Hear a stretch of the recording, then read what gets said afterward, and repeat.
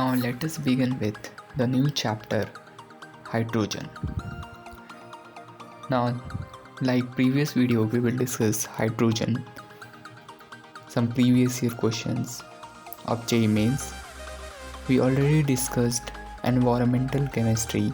If you have not seen the video, you can find it in the description box or in the I button above.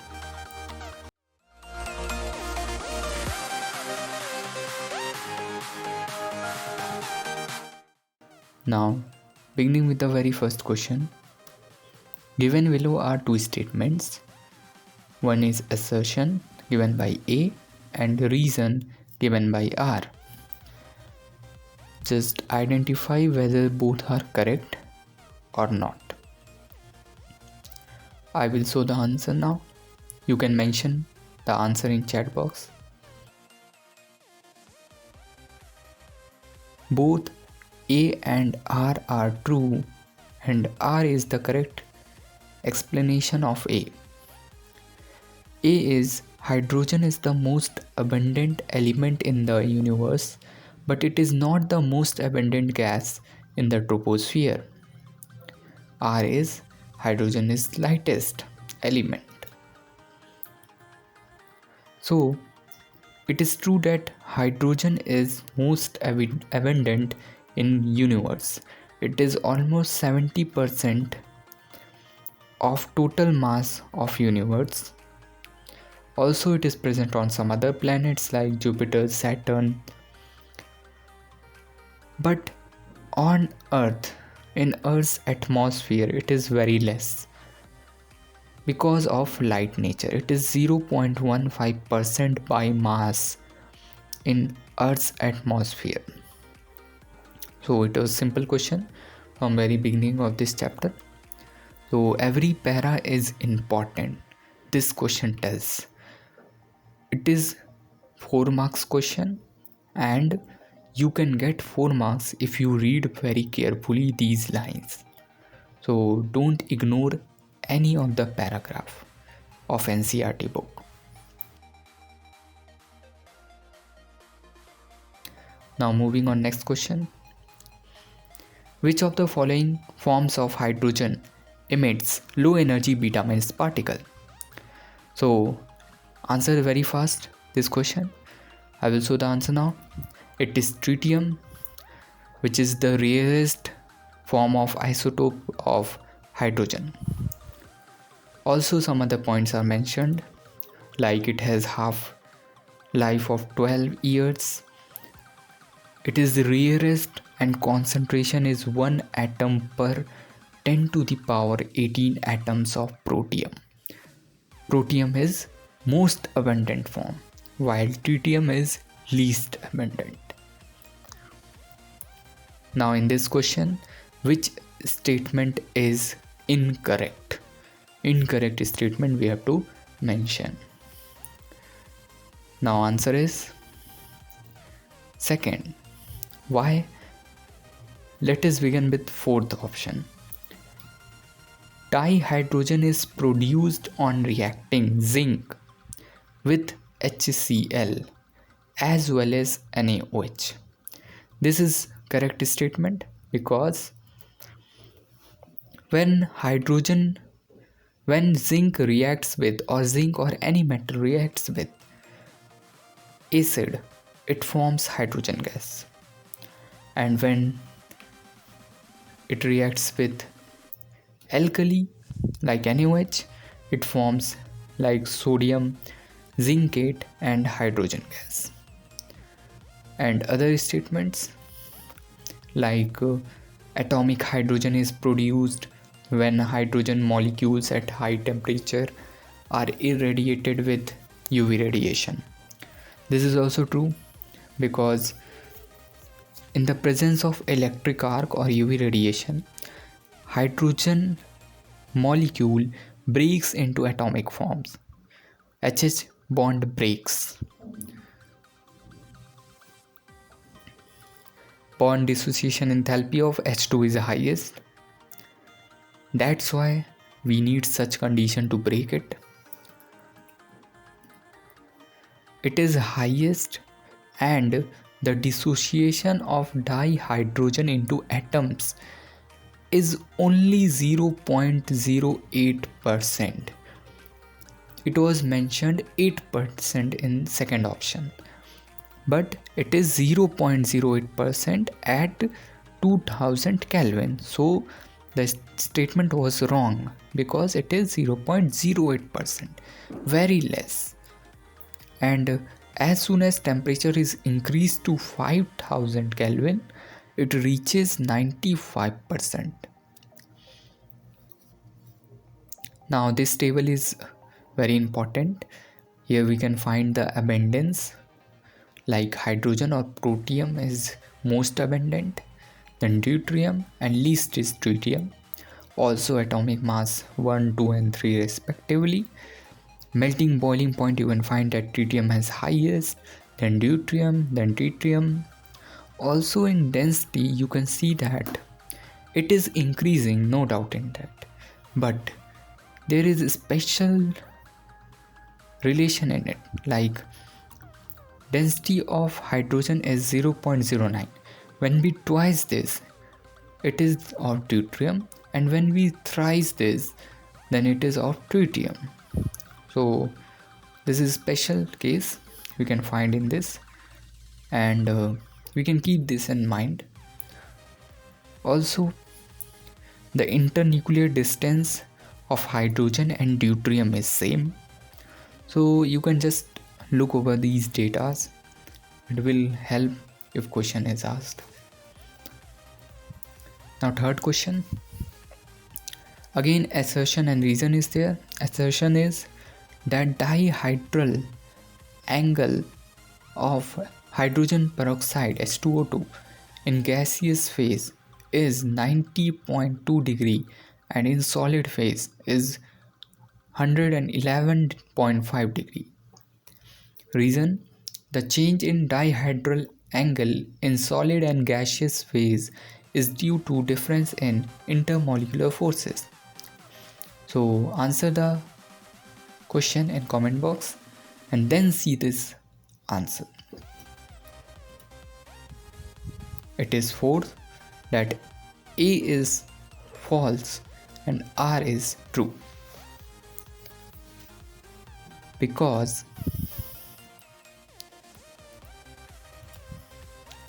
you can see that hydrogen peroxide, which is non-planar structure, has dihedral angle more in gaseous phase than in solid phase. You can learn the data, but if you keep this in mind, you can answer this question. But since this question has been asked, it is better to remember this data, that 111.5 degree is gaseous phase dihedral angle, and in solid phase it is 90.2 degree. Now fourth question, the correct statements about hydrogen peroxide. Always take care whether it is asking correct or incorrect. It is asking here correct. Used in treatment of effluents, used as reducing agents, two hydroxyl groups lie in same plane, miscible with water. So answer this. Correct answer is second, that correct options are A, B and D. C is wrong because it is simple. We have seen in the previous question that hydrogen peroxide is non-planar. It is open book structure, not in planar. So two hydroxyl group cannot be in same plane. Other statements are true. You can find in this para. This is very important. More questions can be formed. Like in daily life, it is used as hair bleach, antiseptic. Some compounds like sodium perborate and percarbonate, it is manufactured. It is used as a detergent, and many more uses are mentioned. Also oxidizing and reducing nature, we will see later. It is miscible with water. Also, some points related to storage. Questions are asked previously. So this is also important point, like it is stored in wax lined glass or plastic vessel in dark. Urea is used as stabilizer. It is kept away from dust because it can become explosive. Now next question.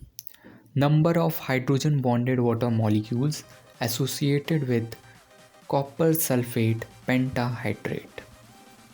So this question is directly from NCERT book. Just answer this question. Answer is 1, means one water molecule is hydrogen bonded. You can see this diagram. These 4 molecules are bonded to copper and one molecule of water is hydrogen bonded. This is hydrogen bond and this is sulfate anion. Also, there are some other points, you can read this. Some points are related to coordination compounds. If you have read that chapter, you can understand it. Next question. Calgon is used for water treatment. So this question is from hard and soft water. This topic is very important. So many questions has been asked from this portion. So never forget to revise these topics before exam. So Calgon is used in water treatment. Which of the following statement is not true about Calgon? So answer this question and I will also tell how to attempt this question in exam. Answer is first, that first statement is false. It is known as Graham salt. If you will read this part of NCERT book, you will find that when Calgon, which is Na6P6O18, which is a compound of sodium, phosphorus and oxygen. Also, when this reaction takes place with magnesium or calcium, the complex formed remains in solution. So it does not remove cation by precipitation. Cation means magnesium and calcium plus 2 is not removed. It is combined with this molecule, like M is what? Magnesium or calcium. So M is here and it will be present in this complex and remain in the solution. It will not precipitate. When you will read other methods, in every method you will find that magnesium or calcium gets precipitated. But this is unique. This forms complex and it is not precipitated. So this is correct. Third, it is polymeric. It is visible that it is polymeric and water soluble. So no doubt it is correct. It is Graham salt. This is correct. But as you have read in NCERT book, it is not mentioned. So you don't know this. So keep it aside while attempting in exam. Just see first option.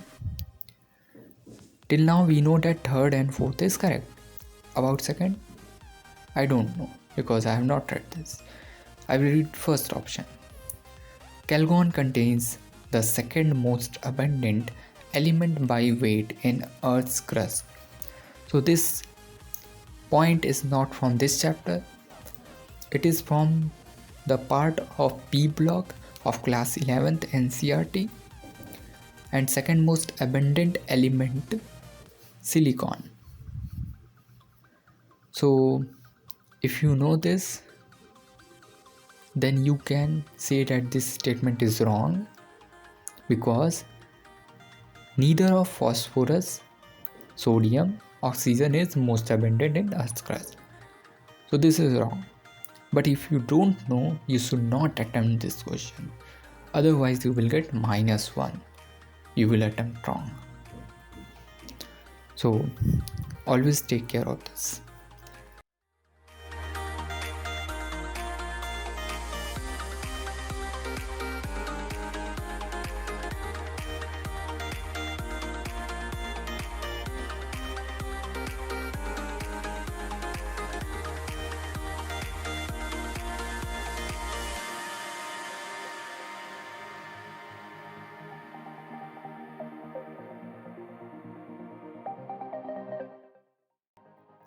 Now next question, which of the following metals form interstitial hydride easily?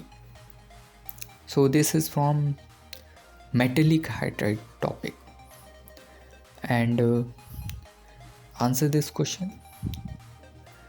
Correct answer is chromium. First, some important points are there, like metallic hydride is formed by D and F block.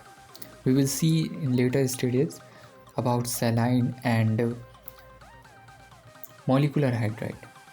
So at present we are covering metallic hydride, which is formed by D and F block. However, very important point, however, group 7, 8, 9 do not form hydride. What is group 7, 8, 9? It is of manganese, iron, cobalt. This is group 7, 8, 9. They don't form hydrides, metallic hydrides or interstitial hydrides. So iron, cobalt, manganese, iron, cobalt, manganese, iron, cobalt. Option gets rejected. So answer should be chromium. But it is correct, no doubt. But it has mentioned that chromium only forms one compound, interstitial compound, that is chromium hydride. So this can form easily chromium hydride. Other hydrides of chromium are not formed. But some more points are mentioned in metallic hydride, which we can consider as important points. Like, you can read what was the theory earlier. There is exception that hydrides of nickel, palladium, cerium, actinium, except these metals, nickel, palladium, cerium, actinium, hydride of other metal lattice are different from their parent. Means only nickel, palladium, cerium, actinium have their structure similar to their parent element, but other metals don't have like that structure. They don't have similar structure like of their parent metal. So this is important point. This can be asked in the exam. Also, some metal like palladium, platinum can be used for storage of large volume of hydrogen.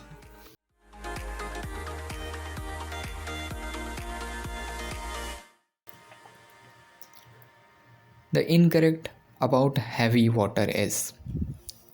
So this is asked from the para heavy water related to D2O. Simple question, just answer it in the comment box. When you answer in the comment box, it will help you because you can make the session very interactive. You will feel like you are sitting in the class and answering to the questions asked by your teacher. So you should always try to answer in the comment box.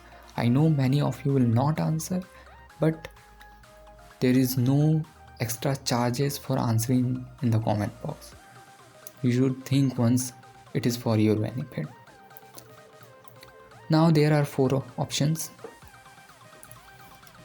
Correct one is third, means D is correct answer for this, means D is the correct option. it is incorrect for heavy water. It is correct option for this question, but for heavy water it is incorrect. Like it is used in as moderator in nuclear reactor, this is correct. As byproduct in fertilizer industry, this is correct. Used in study of reaction mechanism. Fourth option is has higher dielectric constant than water. No, it has equal, means D2O and H2O have equal dielectric constant. I will show this. This is a para about heavy water D2O. All the points are mentioned here and reactions are also mentioned. You should know all of these. Now, this is the part from where this question was framed, that dielectric constant, this is dielectric constant, you can see here, property dielectric constant, which is equal for D2O and H2O. This table is also important. Once question was asked when I attempted JEE Mains paper. In my paper, question was there or comparison between D2O and H2O viscosity. So I attempted that because in my mind it was clear that except for dielectric constant, these properties are greater for D2O. So I was able to attempt the question. You can keep these points in very simpler way. If you will make them feel very difficult, you can't remember. It is simple, you can remember these. You have to only keep that these properties are more for D2O and this is less for H2O, this is equal. And have a little closer look. When you remember this much, then you can go through data like it is not too much, like almost two differences there. Like this you can get a closer look of all the data. Identify the incorrect statement regarding heavy water. So just we have seen the paragraph from where question was framed.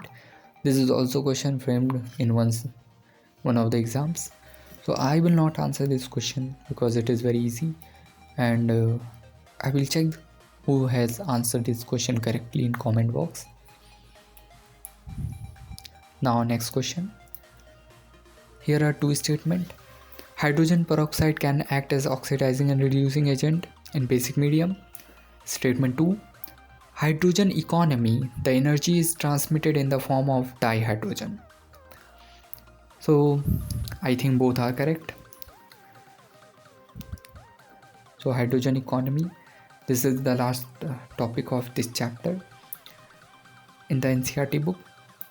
So hydrogen economy, the basic principle of hydrogen economy is the transportation of and storage of energy in the form of liquid or gaseous dihydrogen. Advantage of the hydrogen economy is that energy is transmitted in the form of dihydrogen and not as electric power. So this is the advantage. And what it is very clear from this paragraph. So for the first statement, this is also very clear. If you have read NCERT, you can answer very easily. But let us see this point. This para of NCERT is very important. Almost every time question is asked from this para. The first part of it tells oxidizing and reducing action of hydrogen peroxide in acidic medium, and second part tells in basic medium.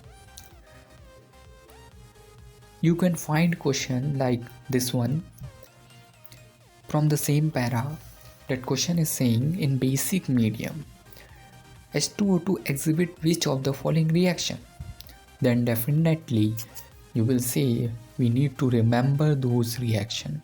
And it is true, you have to remember, because every year questions are asked. This question was asked in 2021. You will find same types of question with little changes in 2020, in 2019. Means these reactions are very important. somewhere you will find to identify redox reaction. Those questions are simpler because for that you need knowledge of redox reaction, which is simple concept you can tell. But when it is asked like this type of question, you need to remember. It can also be asked like, tell what is the coefficient of this particular. So you need to remember so that you can balance the reaction and then you can tell the coefficient of particular compound. So answer this question. Answer is 4, that A and B are only appropriate answer. You can find it with the previous part. You can connect with it. Now next question. This is from hydrides again. I have discussed previously about metallic hydride. Now this is related to saline hydride, which is due to S block elements, and covalent hydride or molecular hydride. The answer is C, because saline hydride when reacts with water forms hydrogen gas, and when molecular hydride or covalent hydride, which is basically can be classified in 3 categories: electron deficient, electron precise, electron rich. Electron deficient formed by group 13 like B2S6, which is also known as electron acceptor or Lewis acids. Simple concept. Of group 14 like methane, and 15 to 17 electron rich like ammonia. So you can answer this. First part is related to this, that saline hydride react with water form hydrogen gas, which is true. Second part is saying reaction of LiLH4 with BF3 leads to the formation of B2H6. This question is not from this chapter. This question is from another chapter, from formation of B2H6. If you have read that chapter, you can find it easily. From boron family, you can get this question very easy. PH3 and CH4 are electron rich. So this is correct.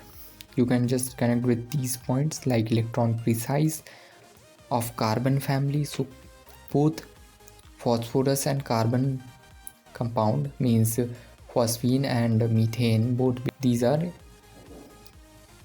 electron rich and electron precise.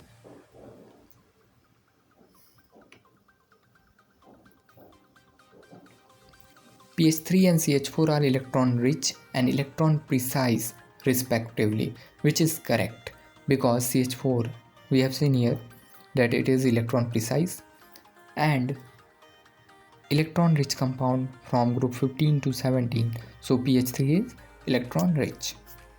HF and CH4 are molecular hydride, which is true because all the compounds from group 13 to group 17 form hydride are either electron deficient or electron precise or electron rich, but all of them are molecular hydrides.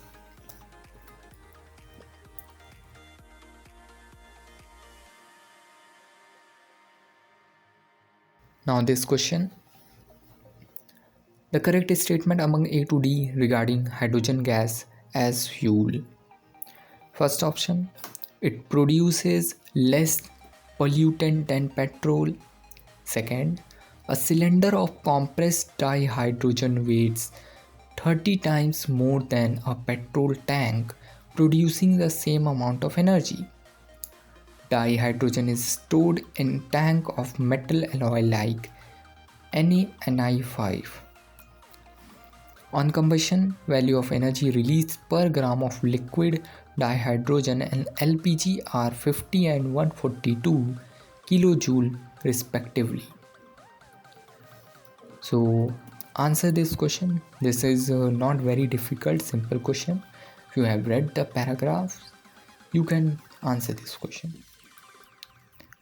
Answer is B, that A, B, C are correct, D is false. Now let me mention an important point here.